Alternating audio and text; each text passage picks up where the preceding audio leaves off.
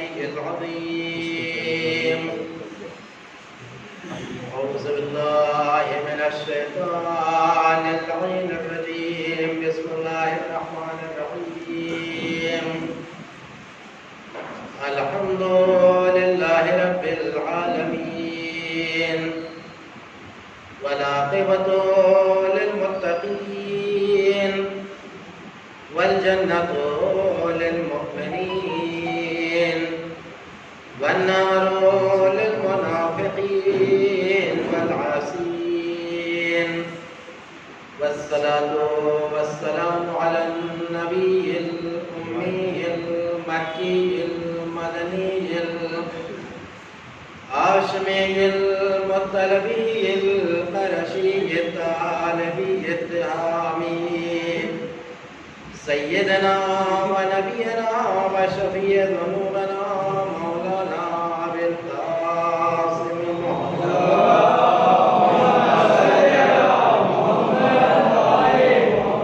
وآله الطيبين الطاهرين المعصومين المظلومين ولعنة الله على أعدائهم أجمعين من ليلنا هذا إلى قيام يوم الدين. أما بعد فقد قال الله تبارك وتعالى في كتابه المبين وهو أصدق الصادقين وقوله الحق. بسم الله الرحمن الرحيم.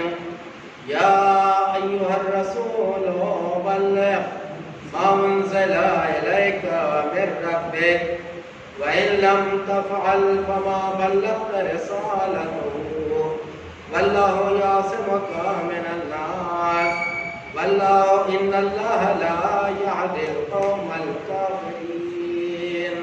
صلوات پڑھیں محمد.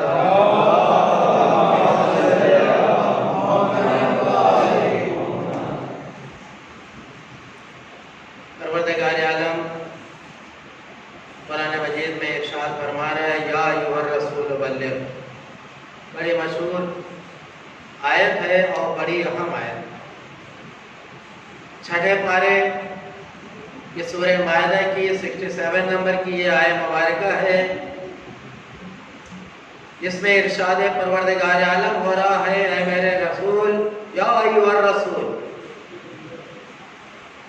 یہاں کے اوپر پروردگار عالم نے پیار بھرا لہجہ نہیں استعمال کیا بلکہ کہا یا ایھا الرسول. جو عہدہ تھا محمد ابن عبداللہ کا عہدے کو استعمال کیا. اے رسول بلغ ما انزل الیک من ربک. اے رسول آپ وہ پیغام پہنچا دیجیے جو آپ کے اوپر اپنے آپ کے پروردگار کی طرف سے نازل ہو چکے. یہ نہیں کہا اے محمد ابن عبداللہ. قرآن مجید میں مختلف مقامات پر پروردگار عالم نے اپنے حبیب کو مختلف القاب سے پکارا ہے. کبھی بڑے پیار سے کہا یا ایھا المزمل, کبھی کہا یا ایھا المدثر, کبھی ارشاد کیا طٰہٰ اے پاک و پاکیزہ میرے حبیب, کبھی ارشاد کیا یاسین. الگ الگ القاب سے پیار سے پروردگار عالم نے اپنے حبیب کو پکارا ہے اور خطاب کیا ہے. لیکن اس آیت کریمہ میں نہ تو یاسین کا لفظ آنے دیا, نہ طٰہٰ کا لفظ آیا, نہ مزمل کا, نہ مدثر کا, بلکہ ڈائریکٹ خطاب کیا یا ایھا الرسول. یہ نہیں کہا اے میرے حبیب, اے رسول, کیونکہ رسول کی ذمہ داری کا ہے آپ پہنچا دیجئے اس پیغام کو جس کو پروردگار عالم نے آپ کے رب نے آپ پر نازل کیا ہے. وَإِن لَّمْ تَفْعَلْ, اور اگر آپ نے ایسا نہیں کیا وَمَا بَلَّغْتَ رِسَالَتَهُ, اگر آپ نے ایسا نہیں کیا تو گویا آپ نے رسالت کا پیغام ہی نہیں پہنچایا. واللہ یعصمک من الناس، آپ ڈریے گا نہیں، لوگوں سے آپ بالکل مت خوف کھائیے گا. ان اللہ لا یہدی القوم الکافرین، بے شک اللہ جو ہے وہ کافرین کی ہدایت نہیں کرتا. قرآن کریم میں سبھی کی بات سنی ہوئی ہے، جانی ہوئی ہے کہ قرآن مجید میں کتنی آیتیں. مفسرین نے لکھا 6666 آیتیں. پورے قرآن مجید کی آیتوں کا جب ہم ٹوٹل کریں تو 6666. لیکن فرمان علی صاحب جن کا ترجمہ کا قرآن ہمارے گھروں میں رہتا ہے، انہوں نے اپنے حاشیے کے اوپر لکھا کہ 6275 آیتیں، 2686. انہوں نے 86 بڑھا. اس کی وجہ انہوں نے بتائی کہ جو لوگوں نے 666 آیتیں بتائی، انہوں نے کچھ بڑی آیتوں کو 2 آیت شمار کر. سمجھ رہے ہیں؟ مطلب بڑی آیت رہی ہوگی تو کچھ لوگوں نے اس کو 2 آیت شمار کر لی، اس لیے ان کی تعداد، مولانا فرمان علی صاحب نے لکھا، اس لیے اس کی تعداد 6600 پہنچ گئی. انہوں نے 6200. لیکن ہمیں اس کی تعداد کے اوپر نہیں جانا ہے، ہمیں اتنا معلوم ہے، ہمارا ایمان اور عقیدہ ہے کہ قرآن مجید جو ہے وہ ہے کتاب اللہ، اور اللہ کی کتاب میں کسی طرح کی کوئی ترمیم، کوئی تبدیلی، کوئی کمی، کوئی زیادتی کوئی نہیں کر سکتا ہے، اور قیامت تک اس میں کوئی کمی اور زیادتی نہیں ہو سکتی. یہ ایمان ہے. جبکہ قرآن مجید ہے کیا؟ قرآن مجید جو ہے وہ ناطق نہیں ہے، وہ صامت. تو قرآن صامت کے لیے دنیا کے تمام مسلمانوں کا اتفاق ہے اس بات کے اوپر کہ اگر ذرہ برابر کسی نے شک کیا تو وہ مسلمان نہیں رہ پائے گا، بلکہ وہ دائرہ اسلام سے خارج ہو جائے گا. یہ قرآن صامت کے لیے جب عالم اسلام کا اتفاق ہے کہ ذرہ برابر اگر کوئی شک کرے تو وہ مسلمان نہیں رہ سکتا. تو اب اگر کوئی قرآن ناطق کے بارے میں کوئی شک کرے تو اس کا فیصلہ خود لوگوں کو کر لینا چاہیے. قرآن ناطق ہے کون؟ مولا کائنات علی ابن ابی طالب علیہ الصلوۃ والسلام.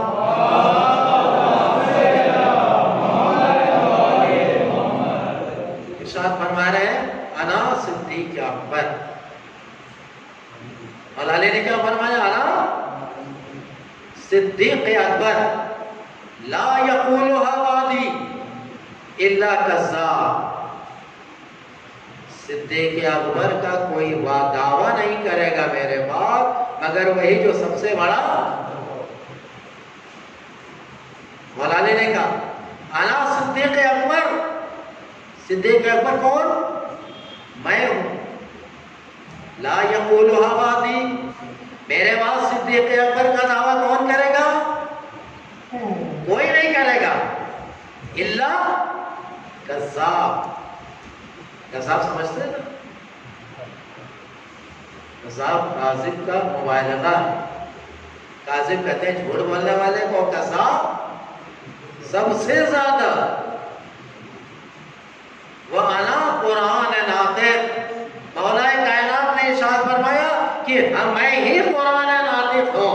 یعنی اس حدیث علی سے یہ ثابت ہو گیا کہ صدیق اکبر کون ہے اور قرآن ناطق کون ہے. صلوات پڑھ محمد علیہ.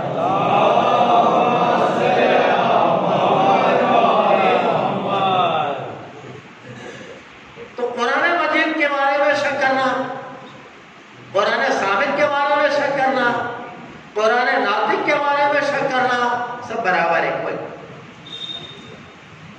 یہ آیہ مبارکہ جو آیہ بلغ ہے یہ نازل کہاں ہوئی؟ سب جانتے ہیں، میدان غدیر میں. اور یہ میں نے آپ کے سامنے یہ بتا دیا کہ قرآن مجید میں کتنی آیتیں ہیں.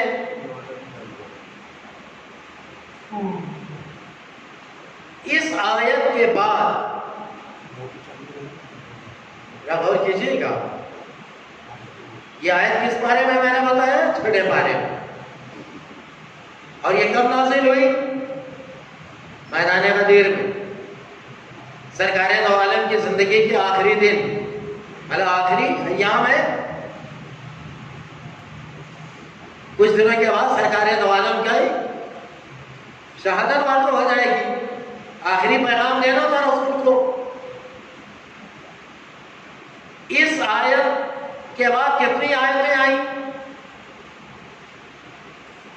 میرے علم کے مطابق اس آیت کے بعد 2 آیتیں نازل ہوئی. ایک آیت، اس آیت کے بعد جو آیت نازل ہوئی وہ آیت ہے آیت اکملت لکم دینکم، کہ آج کے دن میں نے تمہارا دین مکمل کر دیا. اور کیجیے گا، وہ آئے بلد کے بعد کتنی آیتیں آئیں؟ 2. اس کے بعد پہلی آیت میں نے آپ کو بتایا، اس کے بعد آئے کہ آیت تکمیل دین، آیت اکمل تو. اور ایک آیت جو آئی سب سے آخری، وہ ہے سأل سائل بعذاب واقع، کہ ایک سائل نے اللہ سے عذاب طلب کیا، سوال کیا کہ میرے اوپر عذاب نازل ہو جائے. تو اللہ نے کیا کیا؟ اس کے اوپر عذاب نازل کر دیا. دیکھیے قرآن مجید کی آیتیں کیسے ہیں. آیت بلد 6 پارے میں ہے، اور اس کے بعد 2 آیتیں آئیں، اور وہ ہے 29ویں پارے میں. اور قرآن مجید کی سب سے پہلی آیت وہ کون سی نازل ہوئی تھی؟ سورہ اقرا. سب سے پہلی آیت اقرا بسم ربک الذی. ترتیب دیکھیے کیا ہے. جو سب سے پہلی آیت نازل ہوئی وہ کہاں ہے؟ 30ویں پارے میں. جو سب سے پہلے، ذرا سے بھی عقل ہو تو آپ سمجھ سکتے ہیں، دنیا کو بھی سمجھنا چاہیے. جو سب سے پہلے آیت نازل ہوئی تو ہے وہ قرآن کی کس پارے میں؟ 30ویں میں. جبکہ اس کو کہاں ہونا چاہیے تھی؟ اور جو سب سے بعد میں آیت نازل ہوئی اس کو بالکل آخر میں ہونا چاہیے، وہ 29ویں پارے میں. تو ترتیب کا کیا کریں گے آپ؟ جب میرے مولا کی جب بظاہر خلافت آپ کو نصیب ہوئی تو آپ نے بھی قرآن مجید جمع کیا تھا. یہ قرآن مجید کس نے جمع کیا؟ جو ہمارے گھروں میں، مسجدوں میں، سب کے گھروں میں ہے.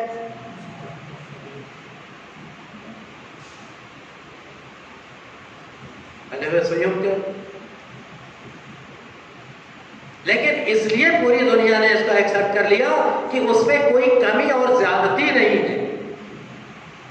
ادھر سے ادھر، ادھر سے ادھر ہے.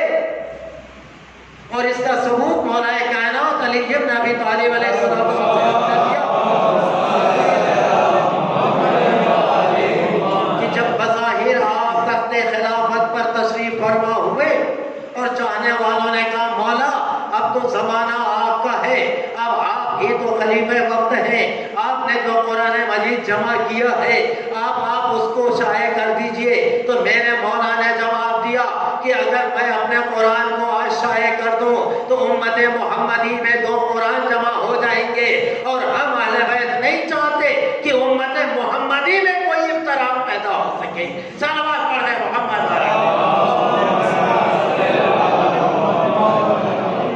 اختلاف اور افتراق سے بچایا ہے میرے مولا.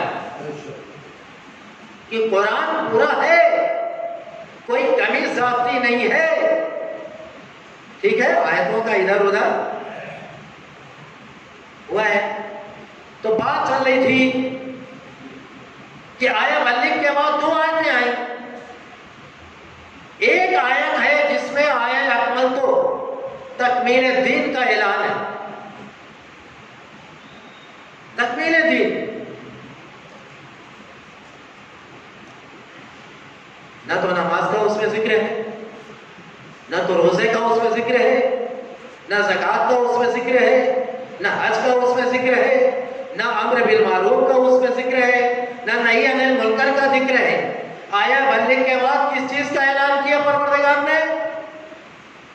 اب نماز نہیں آ رہی، اب روزہ نہیں آ رہا ہے، اب زکوٰۃ نہیں آ رہی ہے، بلکہ آیا بلغ کے بعد پروردگار عالم نے دین اسلام کے مکمل ہونے کا اعلان کیا. اس کا مطلب یہ ہے کہ اس سے پہلے نماز آ چکی، اس سے پہلے روزہ آ چکا، اس سے پہلے حج و زکوٰۃ آ چکے، اب وہ سب آ چکے. اب جو آ رہا ہے وہ اتنا اہم ہے کہ اسی کے اوپر تکمیل دین اسلام ٹکا ہوا ہے. صلوات میں محمد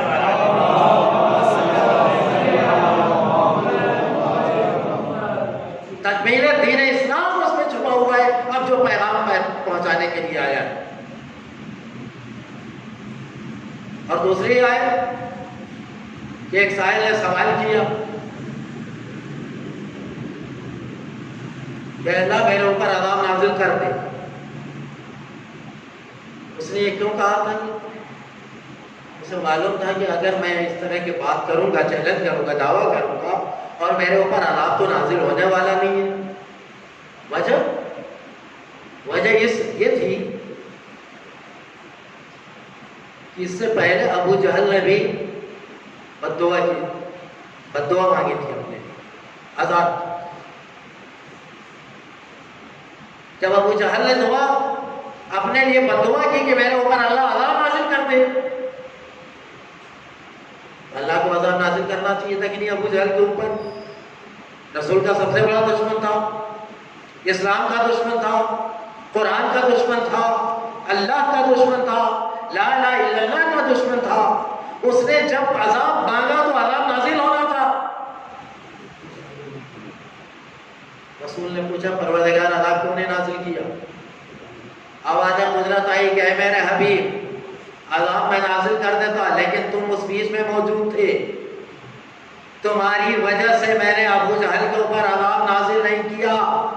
تو چونکہ یہ واقعہ تاریخ میں اس نے پڑھ لیا تھا، آج سالہ سائلن والے نے، یعنی جو مولا کائنات کی ولایت کا جو منکر تھا، وہ سمجھ رہا تھا کہ کل ابو جہل نے بددعا کیا تھا، عذاب کا مطالبہ کیا تھا، رسول کے بیچ میں مانگا تھا کہ میرے اوپر عذاب نازل ہو جائے، تو رسول کی موجودگی میں اللہ نے عذاب نازل نہیں کیا. تو آج میں عذاب اس لیے مانگ رہا ہوں تاکہ محمد کی موجودگی میں جب عذاب نازل نہیں ہوگا تو میں ان کو بتا دوں گا کہ انہوں نے اپنی طرف سے یہ پیغام نازل کیا، یہ پیغام پہنچایا. لیکن جب اس نے مانگا، ابو جہل کے اوپر تو عذاب نازل نہیں ہوا، لیکن جب اس نے مانگا تو عذاب نازل ہو گیا. سوال کیا جائے پروردگار تیرے قانون میں یہ تضاد کیسا؟ کل ابو جہل نے عذاب مانگا تھا تو تم نے نازل نہیں کیا، یہ کہہ دیا کہ تیرے بیچ میں ابو جہل کے پاس میرے حبیب موجود تھے، اور آج اس شخص نے حارث بن نعمان فہری نے عذاب کا سوال کیا اور تم نے عذاب نازل کر دیا. تو شاید پروردگار عالم جواب دے دے کہ وہ مسئلہ دوسرا تھا، یہ مسئلہ ولایت علی بن ابی طالب کا ہے. اور یاد رکھو جو علی کی ولایت کا منکر ہو اور اگر وہ عذاب کا مطالبہ کرے تو قدرت خاموش نہیں بیٹھ سکتی. صلوات پڑھیں محمد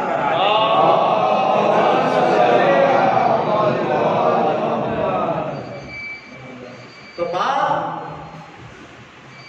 2 آیتیں آئے ملنے کے بعد 2 آیتیں آئی. آیا ملک میں پروردگار عالم نے ایک لفظ ارشاد کیا ہے، گفتگو ہوگی تفصیل سے، واللہ یعصمک من الناس، اے میرے حبیب آپ ڈریے نہیں، آپ اللہ جو ہے وہ آپ کو لوگوں کے شر سے بچائے گا، محفوظ رکھے گا۔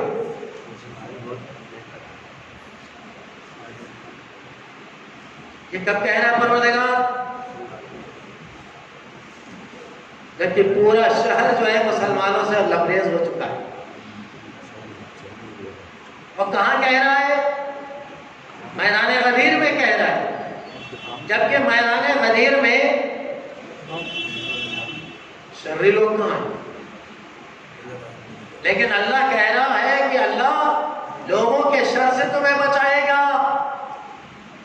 اس کا مطلب یہ ہے کہ میدان غدیر میں جو بھی مجمع ہے بظاہر، اس میں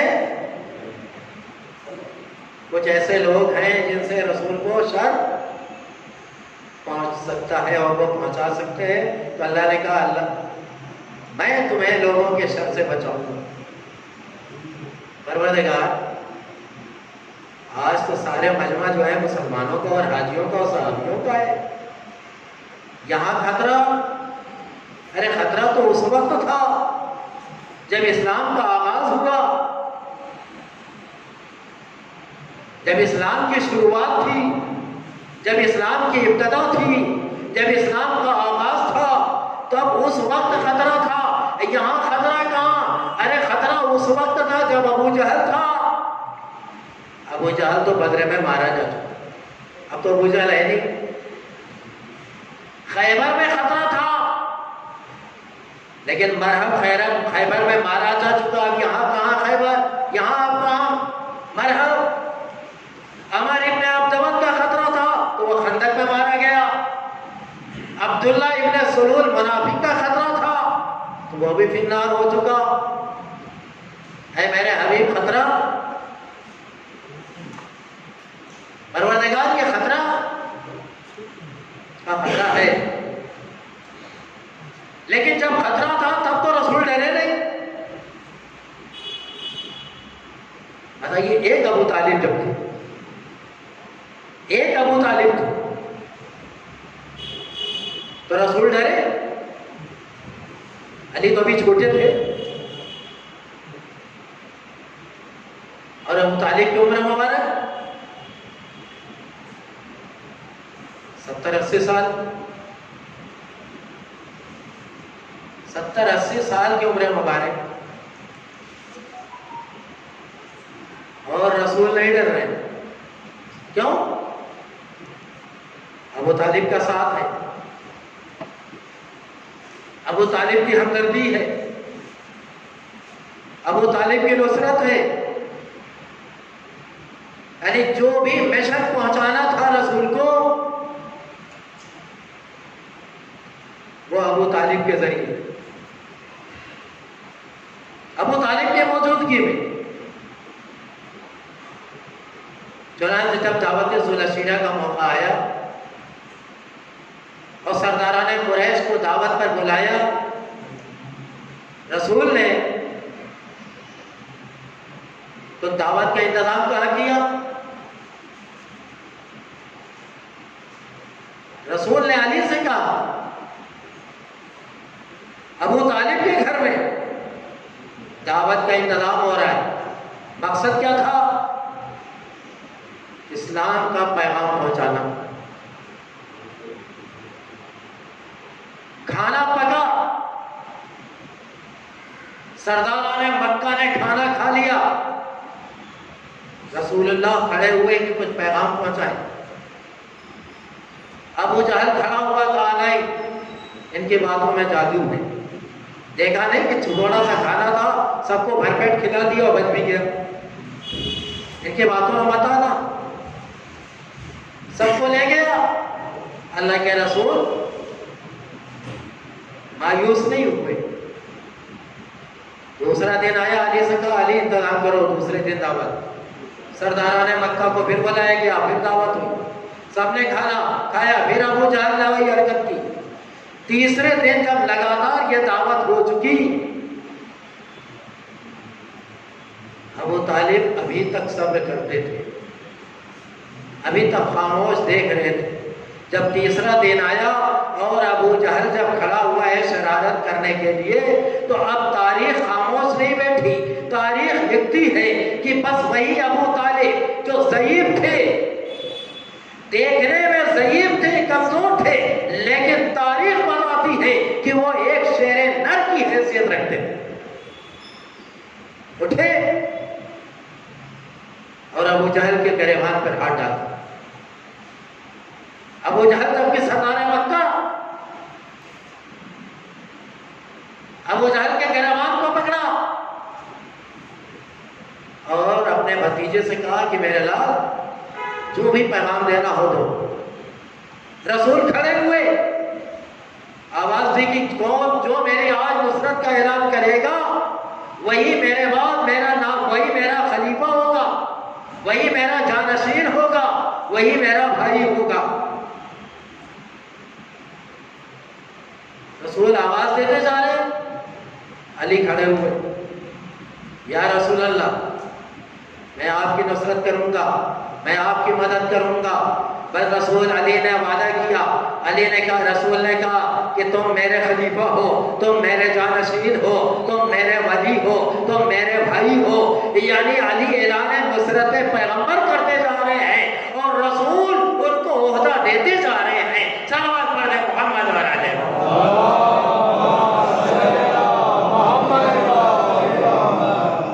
تو پتہ یہ چلا کہ یہ ابو طالب اور اولاد ابو طالب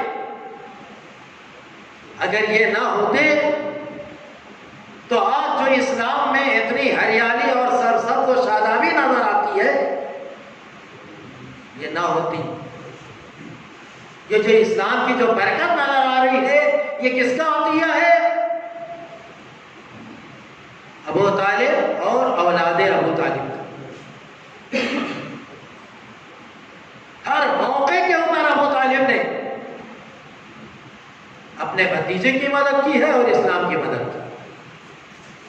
تاریخ گواہ ہے اگر ابو طالب نہ ہوتے تو شمع رسالت کو کفار مکہ کب کے کب گل کر دیتے۔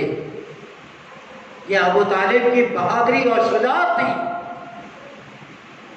کہ اسلام قیامت تک کے لیے زندہ کر دیا ہے ابو طالب۔ کل رسول موجود تھے، ابو طالب موجود تھے، تو ابو طالب نے نصرت اور مدد کی، اور جب ابو طالب موجود نہ رہے اور رسول کا پیغام اسلام کی شکل میں دنیا میں رہا اور یزید وقت اسلام کو تباہ و برباد کرنے کی سازش رچنے لگا، تو ایک ابو طالب کا لال جو مدینے میں تھا وہ کھڑا ہو گیا، آواز دی ہے میرے نانا کے دین حسین کے ہوتے ہوئے تمہیں در در بھٹکنے کی ضرورت نہیں ہے۔ حسین اپنا گلا بھی کٹائے گا، پوری کائنات بھی قربان کر دے گا، لیکن اے میرے نانا کے دین تجھے حسین بچا لے گا۔ اور یہی ارادے تسلیمی کر کے حسین نے مدینے کو چھوڑا۔ دو مجلسیں ہوئی، آپ نے سماعت فرمایا۔ پہلے مجلس میں عرض کیا تھا کہ حسین مدینے سے کیسے رک سکتے۔ کل کی مجلس میں نے بتایا کہ حسین سفر میں، اور آج محرم کی 2 تاریخ، آج حسین کربلا پہنچ گئے۔ آج حسین کا قافلہ ساری صعوبتیں برداشت کرتا ہوا حسین داخل کربلا ہوتے۔ حسین کا قافلہ، حسین کا گھوڑا، حسین کی سواری جیسے سرزمین کربلا میں پیر رکھتا ہے، حسین کا گھوڑا زلجنا نے اپنا پیر روک لیا، کوشش کی، حسین نے بہت کوشش کی کہ گھوڑا آگے بڑھے، ایک گھوڑا مار بدلا، دوسرا گھوڑا 7 گھوڑے پے در پے حسین نے بدلے، لیکن گھوڑا ہے جو آگے نہیں بڑھا۔ حسین گھوڑے سے نیچے اترے، ایک مشت خاک کربلا اٹھا کے سونگا، حسین کے خون کی بو آئی، خوشبو محسوس ہوئی۔ حسین نے آواز دی، بہن حیرت رہنا، ہماری منزل آ گئی، عباس اترو، یہی ہماری منزل ہے، یہی ہمارے خون بہائے جائیں گے، یہی ہماری بہنوں کی چادریں لوٹی جائیں گی۔ وزادارو، ایک مرتبہ حسین نے لوگوں سے پوچھا اس زمین کے مالک کون ہیں؟ لوگوں نے بتایا اس زمین کے مالک ہیں بنی اسد۔ مولا حسین نے بنی اسد کو بلایا، پوچھا یہ زمین کی ملکیت تمہاری ہے؟ یہ زمین، اس زمین کے مالک تم ہو؟ تاجی، کیا یہ زمین ہمیں بیچ سکتے ہو؟ بنی اسد کے لوگوں نے کہا مولا ہمیں بیچنے میں انکار نہیں ہے، لیکن ہم نے اتنا ضرور سنا ہے کہ اس زمین پر جو بھی آیا وہ پریشان رہا۔ آدم آئے، نوح آئے، ابراہیم آئے، سارے انبیاء آئے اور پریشان، نام ہی ہے کرب و بلا۔ مولا ہم زمین بیچنے کو تیار ہیں، ہم تو اسی دے دیں آپ کو، لیکن مولا ہماری گزارش ہے کہ یہاں قیام نہ فرمائے۔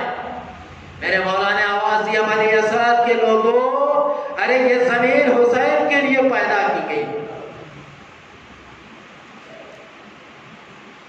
بیچ دو۔ کہا لے لیا۔ مولا نے کہا نہیں، اس کا جو بھی ہدیہ، جو بھی قیمت، جو کہو گے میں دوں گا۔ معلوم ہے حسین نے کتنے میں زمین خریدی؟ 60,000 درہم، 1 درہم 1 تولہ سونا۔ تو کتنے تولہ سونا میں خریدا حسین نے زمین کو؟ 60,000 تولے میں زمین کربلا کو خریدا ہے۔ 60,000 تولہ آج کے زمانے میں کتنی قیمت ہوئی؟ کوئی چھوٹا ایریا تھوڑی تھا، کئی کلومیٹر کا ایریا۔ اور جب زمین خرید لی، 60,000 درہم دے دیا حسین نے، ایک مرتبہ بنی اسد کے نوجوانوں سے کہا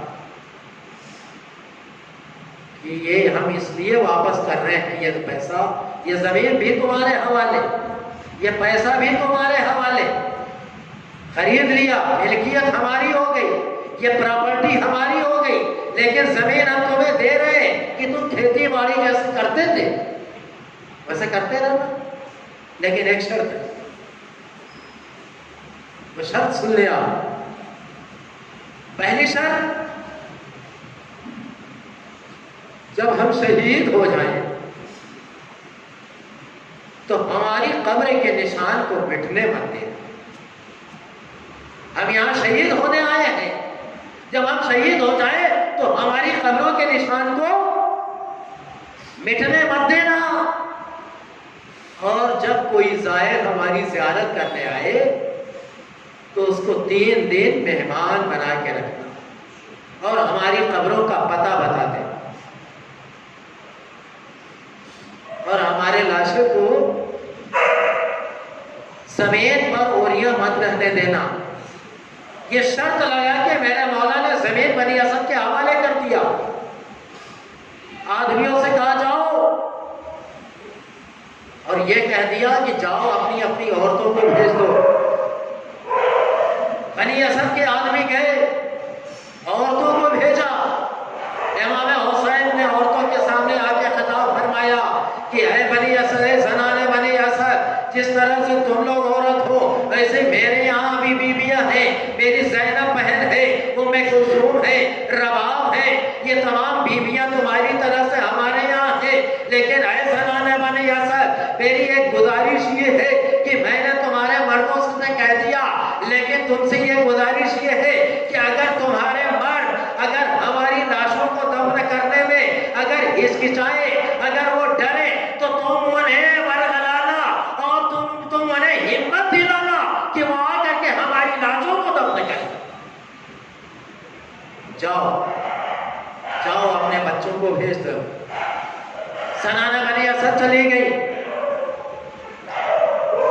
دیکھا کہ بنی اسد کے بچے آئے، آنے کے بعد حسین نے ایک مرتبہ سنانا بنی اسد کے بچوں کو گلے سے لگایا، آواز دیا، اے بنی اسد کے بچوں، ارے جیسے تم لوگ بچے ہو ایسے میرے گھر میں، میرے خیمے میں بھی بچے ہیں، اور محمد بھی چھوٹے بچے ہیں، قاسم بھی میرے یہاں بچے ہیں، یاد رکھو اے میرے بچوں، دیکھو یہ زمین میں نے خریدی ہے تمہارے باپ داداؤں سے اور واپس کر دیا ہے، اور شرط لگا دیا ہے کہ ہمارے لاشوں کو دفن کر دینا۔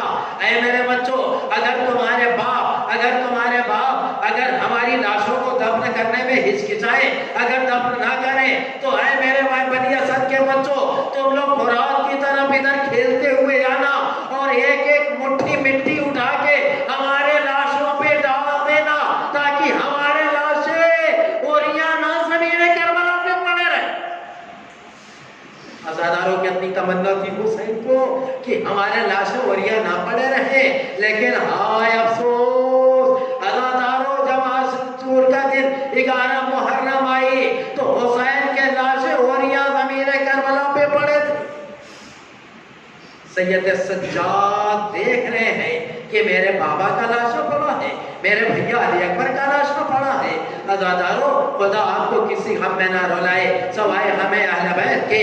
عزاداروں، یہی وجہ ہے کہ 12 محرم کو بنی اسد کے قافلے، بنی اسد کے لوگ اپنے کاندھوں کے اوپر بیلچہ لے کر کے اپنے گھروں سے میدان کربلا میں آتے ہیں، اور آنے کے بعد آواز دیتے ہیں، اینا اینا حسین ابن علی، اینا اینا عباس ابن علی، اینا اینا قاسم، اینا اینا علی اکبر، ہم بنی اسد کے لوگ آئے ہیں آپ کے لاشوں کو دفن کرنے کے لیے۔ جزاک اللہ عزاداروں، حسین کو بڑی تمنا تھی، حسین نے زمین خریدی، فرات کے کنارے خیمے کو نصب کیے۔ عباس سے کہا، بھیا عباس خیمے نصب کرو، فرات کے کنارے خیمے نصب کیے گئے۔ اتنے میں کیا دیکھا کہ ہر جس کو کل پانی پلایا تھا، جس کے لشکر کو کل پانی پلایا تھا، وہ ہر 1000 کا لشکر لے کر کے آیا۔ دیکھا کہ حسین کے خیمے فرات کے کنارے ترائی میں نصب ہے، تب آتے ہی اس نے حسین کے گھوڑے کے لگام، حسین کے گھوڑے کے اوپر لگام پر ہاتھ ڈال دیا اور کہا کہ حسین، یہاں خیمے ہمارے نصب ہوں گے، آپ اپنے خیمے ہٹائیے۔ حسین نے کہا، تیری یہ مجال، تیری ماں تیرے ماتم میں بیٹھی۔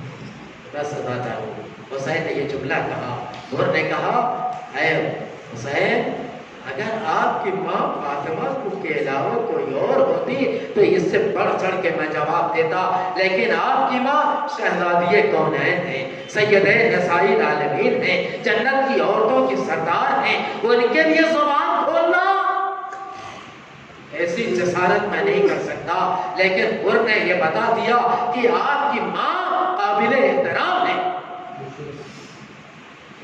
حسین نے آواز دیا، عباس، خیمے تو نصب کر دیے، اب خیمے ہٹاؤ یہاں سے۔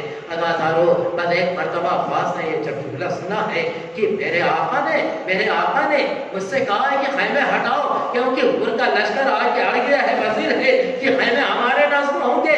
بس یہ سننا تھا کہ عباس نے تلوار کو میان سے باہر نکالا اور وہ آگے بڑھے، آواز دیا، کس کی ہمت ہے، کس نے مجال ہے جو آگے حسین کے خیموں کو فرات کے کنارے سے ہٹا دے۔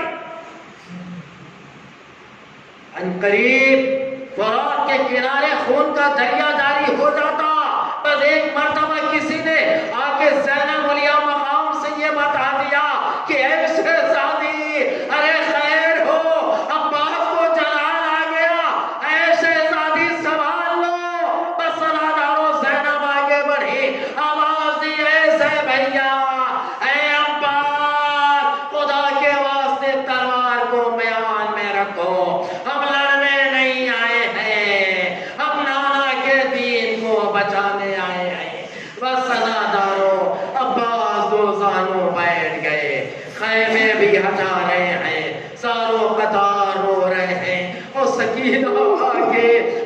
چچا کی پشت پہ ہاتھ پھیر رہے ہیں اور زینب اور عباس سکینہ کو بڑے ارمانوں سے دیکھ رہے ہیں وَسَيَعْلَمُ الَّذِينَ ظَلَمُوا أَيَّ مُنقَلَبٍ يَنقَلِبُونَ۔ پروردگار یہ محمد اور آل محمد کا واسطہ اس مختصر سی عبادت کو قبول فرما۔ پروردگار یہ محمد اور آل محمد کا واسطہ اس مجلس کا واسطہ ہماری قوم کو ہر شر ہر فساد ہر فتنے سے محفوظ فرما۔ کورونا وائرس کی وبا سے ہم سب کو تمام مومنین مومنات کو اپنے حفظ و امان میں جگہ عطا فرما۔ پروردگار اس محرم کا واسطہ شہدائے کربلا کی مظلومیت کا واسطہ عزاداری حسین کا واسطہ کورونا وائرس کا خاتمہ فرما۔ پوری دنیا میں عزاداری حسین شان و شوکت کے ساتھ منانے کی توفیق عطا فرما۔ پروردگار جو پابندیاں ہیں اس کو ختم فرما۔ جملہ مومنین مومنات میں جو بیمار ہیں ان کو شفاء کامل عطا فرما۔ جو پریشان حال ہیں ان کے پریشانیوں کو دور فرما۔ جو قرضدار ہیں ان کے قرض کی ادائیگی میں توفیق فرما۔ پروردگار تو یہ شہدائے کربلا کا واسطہ جو محرومین ہو چکے ہیں سب کو جوار ایمان میں جگہ عطا فرما۔ حاضرین مجلس میں جو بیمار ہیں اور ان کے گھروں میں جو بھی بیمار ہیں سب کو صحت و شفا و تندرستی عطا فرما۔ اے پروردگار ہم سب کو تمام مقدس مقامات کی زیارت کرنے کا شرف عطا فرما۔ امام زمانہ کے ظہور میں تعجیل فرما۔ ہم سب کو ان کے آبان انصار اور ان کے غلاموں میں شمار فرما۔